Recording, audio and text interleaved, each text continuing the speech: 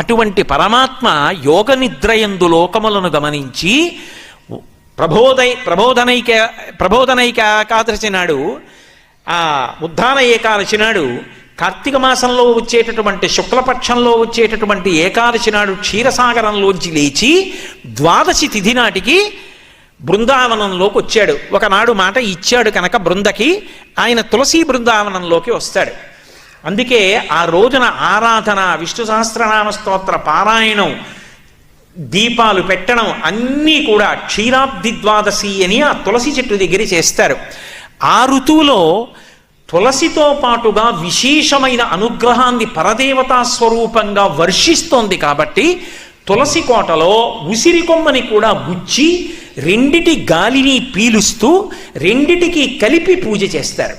కాబట్టి క్షీరాబ్ది ద్వాదశి, ద్వాదశి దీపాలని ప్రత్యేకంగా దీపాలు పెడతారు.